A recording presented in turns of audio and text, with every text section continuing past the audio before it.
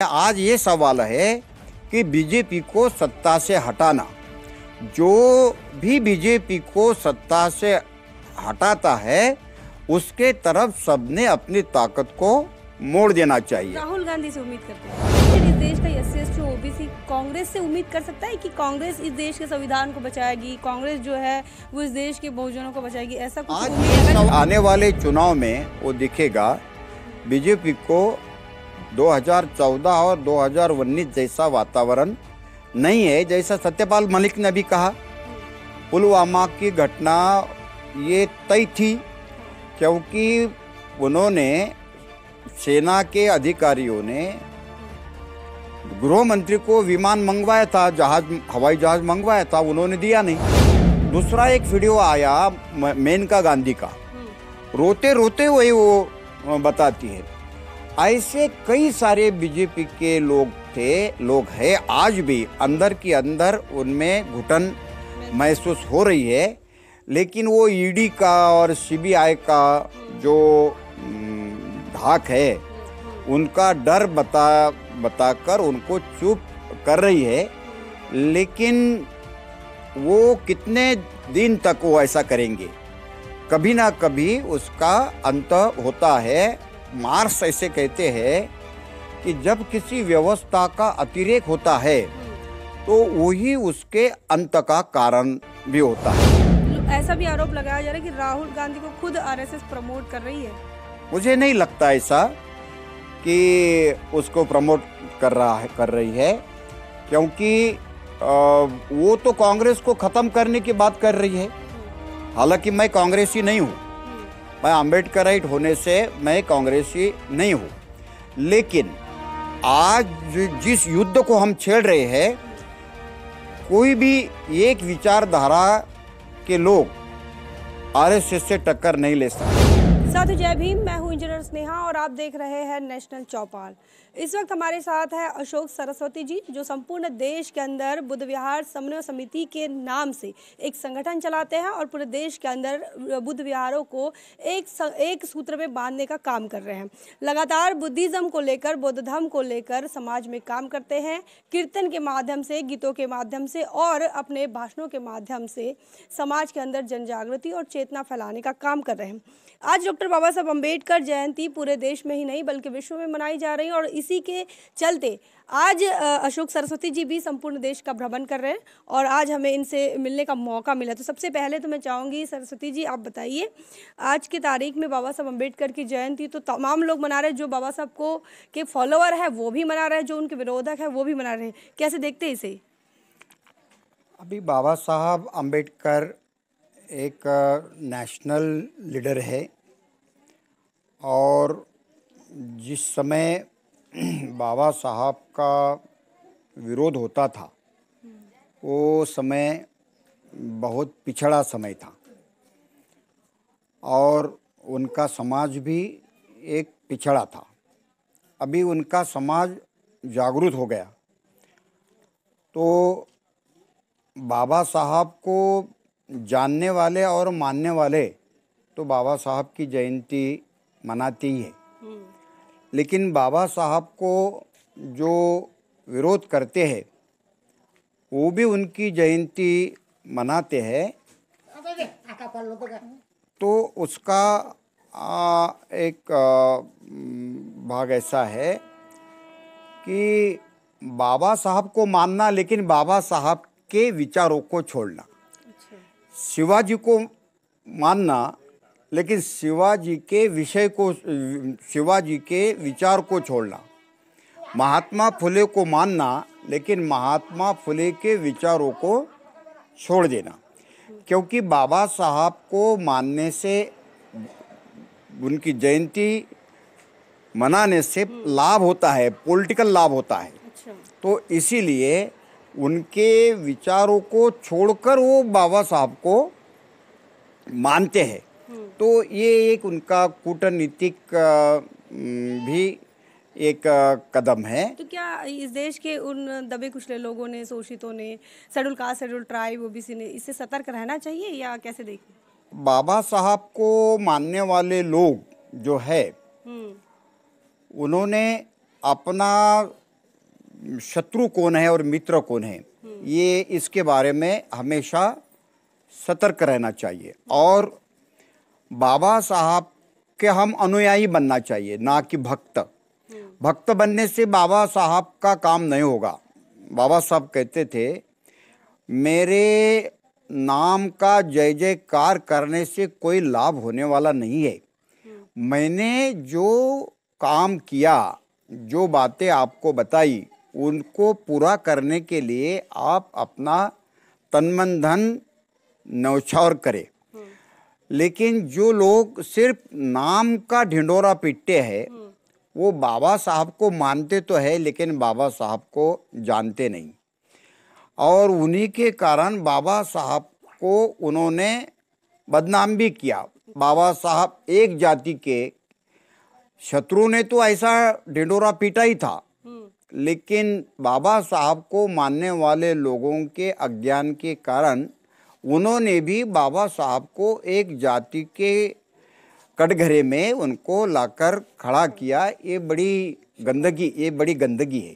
Sir, एक और बात है, गुजरात के अंदर जिसे बीजेपी की प्रयोगशाला भी कहा जाता है, गुजरात के अंदर आरएसएस के प्रमुख वो बाबा साहब अम्बेडकर की जयंती मनाने के लिए पहुंचते हैं। वहीं दूसरी तरफ वहां पर एक धर्मांतरण का प्रोग्राम भी होता है। ये दोनों घटनाओं को कैसे देखते हैं? महात्मा गांधी को मारने के पहले, उनका खून करने के पहले गोडसे उनके कदम चूमता है। अच्छा। बाद में महात्मा गांधी का खून करता है।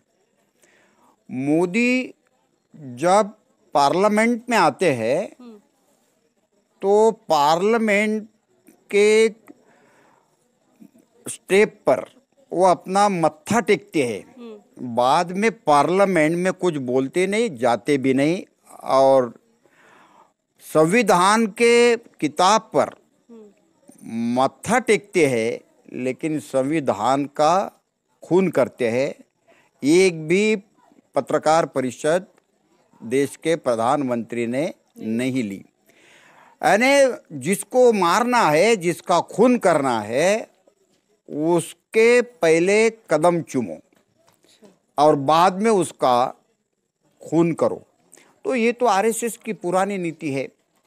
हिंदुओं ने, खासकर ओबीसी लोगों ने आरएसएस के चंगुल में नहीं फंसना चाहिए, क्योंकि आरएसएस उनका बहुत बड़ा नुकसान करने वाला है। क्योंकि अभी जो शिक्षा नीति लाई, नई शिक्षा नीति से ओबीसी लोग शिक्षा से हट जाएंगे और वो सिर्फ कामगार बनेंगे या तो गुनहगार बनेंगे। उनको तो गुनहगार चाहिए। सर, पर ओबीसी खुश है क्योंकि हिंदू राष्ट्र बन रहा है, राम राज्य में ओबीसी को अच्छा लग रहा है। खुश नहीं है। ओबीसी के जो अज्ञानी लोग हैं उनको समझता नहीं है, वो उनके बली है। लेकिन जो बुद्धिमान ओबीसी है वो दुखी है और वो अपने समाज को जागरूक करने के लिए बहुत मेहनत कर रहे हैं। आने वाले चुनाव में वो दिखेगा। बीजेपी को 2014 और 2019 जैसा वातावरण नहीं है। जैसा सत्यपाल मलिक ने भी कहा, पुलवामा की घटना ये तय थी, क्योंकि उन्होंने, सेना के अधिकारियों ने गृह मंत्री को विमान मंगवाया था, हवाई जहाज मंगवाया था, उन्होंने दिया नहीं। अगर उन्होंने जहाज दिया होता तो 40 सैनिक का खून नहीं होता। तो वो तो उनको राजनीति के लिए 40 सैनिकों को मरवाना था। ये अभी जब वहाँ तब के राज्यपाल बोल रहे हैं, इसका मतलब ये है। दूसरा एक वीडियो आया मेनका गांधी का, रोते रोते वही वो बताती है।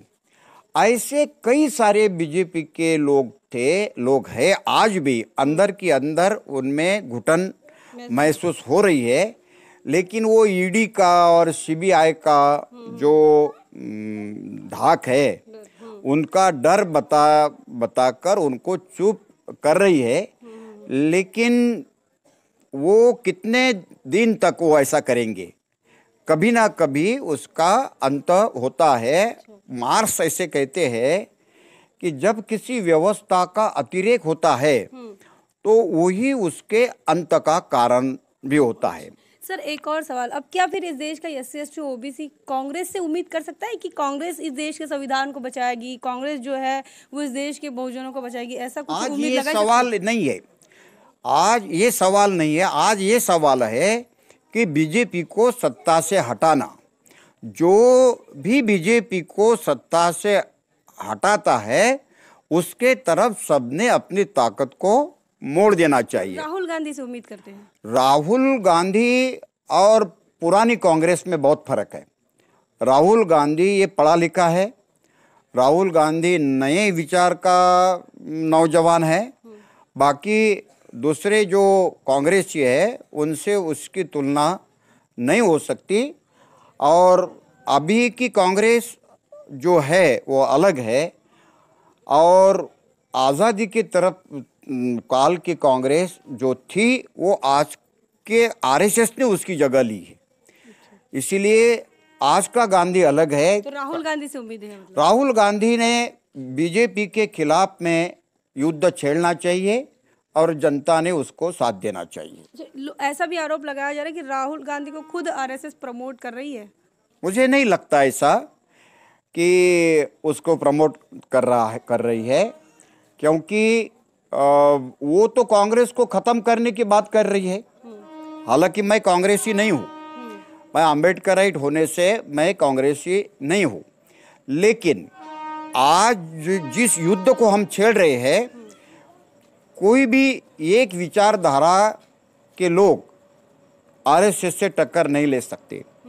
RSS विरुद्ध गांधीवादी, RSS विरुद्ध अम्बेडकरवादी, RSS विरुद्ध मार्क्सवादी, RSS विरुद्ध समाजवादी, RSS विरुद्ध सुधारणावादी, इन सभी लोगों ने इकट्ठा होकर उसके खिलाफ में ये युद्ध लड़ना। विपक्ष का एकत्रीकरण चाहते हैं? विपक्ष का नहीं, विपक्ष का ही नहीं, जो पीड़ित लोग हैं, ये समदुखी लोग हैं, किसान है, मजदूर है, बेरोजगार है, दलित है, आदिवासी है, क्रिश्चियन है, मुस्लिम है, इन सभी लोगों ने इकट्ठा होना चाहिए।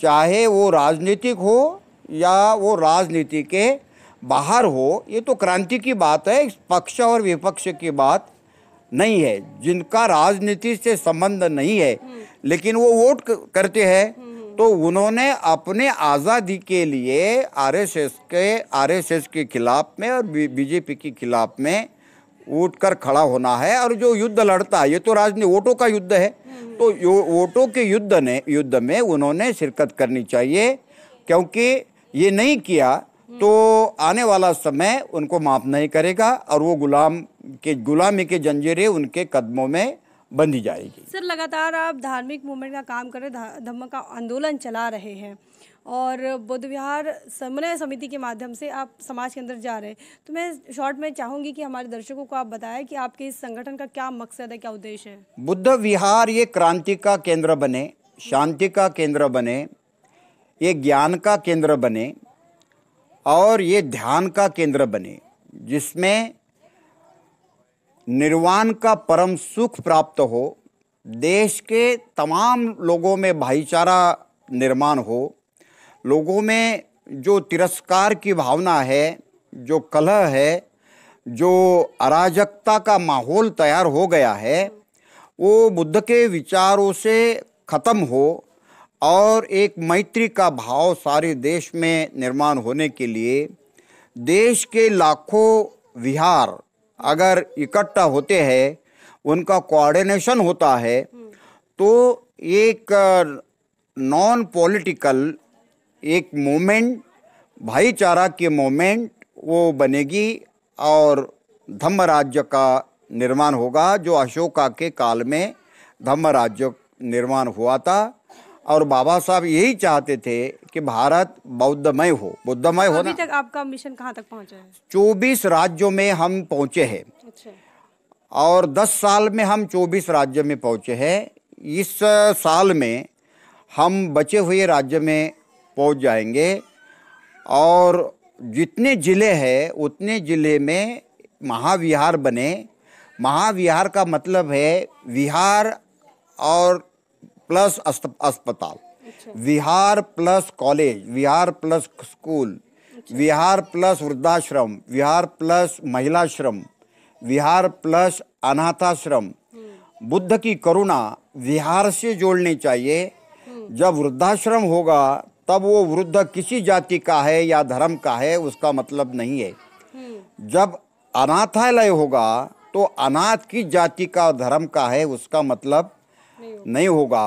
अगर पाठशाला खुलती है तो वो किस जाति का और किस धर्म का है पाठशाला से उसका कोई संबंध नहीं होगा। इससे जाति का अंत होगा।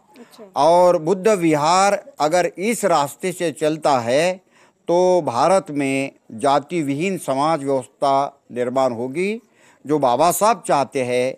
और धम्म राज्य का निर्माण जो बुद्ध चाहते हैं वो धम्म राज्य का निर्माण भारत में होगा। सर, अंतिम सवाल मेरा ये है कि जब हम बुद्ध की मूवमेंट की बात करें या बाबा साहब की मूवमेंट की बात करें तो कन्वर्जन जो है, धर्मांतरण का जो मुद्दा है वो एक खास मुद्दा रहा था अम्बेडकराइट आंदोलन में, या फिर बाबा साहब के जीवन में भी अगर आप देखें तो महत्वपूर्ण रहा था।